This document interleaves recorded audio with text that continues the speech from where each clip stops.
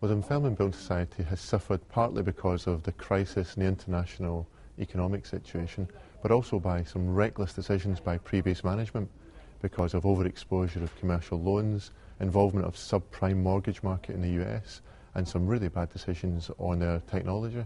So this organisation faces real and severe difficulties. So we're acting to make sure there's stability, to protect savers, and to do as much as we can to save jobs and branches, because Dunfermline is important. What do you see the options now as being? There are a range of options. The main thing is we want to ensure that every single saver is safe and that we protect Scottish savers and savers throughout the country.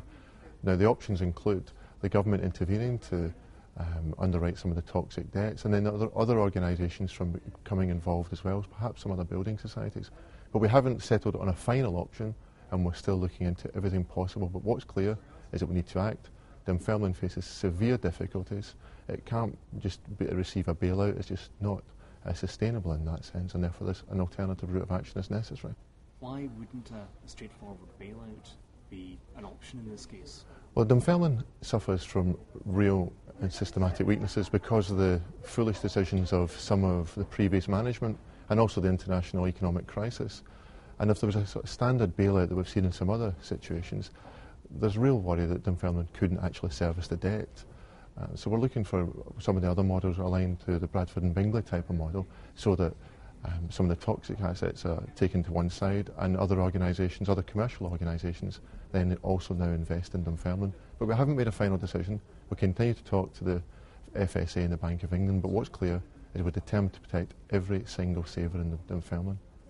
I presume that in your decision making as well, you'll be trying to find a way forward of trying to ensure that as many of the staff of the Dunfermline as possible retain their jobs, that as many of the branches as possible stay open. Just how important is it to be thinking of the staff of the Dunfermline now as well?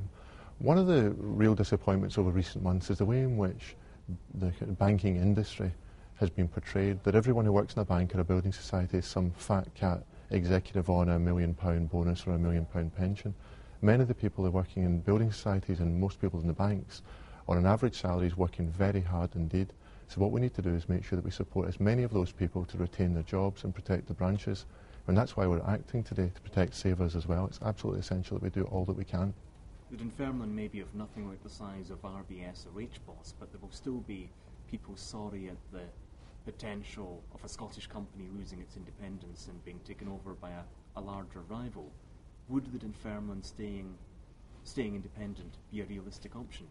We've looked at every possible option. We've talked to the FSA, the Bank of England, the Scottish Government, the Treasury's looked at every potential model, and we've come to this conclusion because none of the other options would work.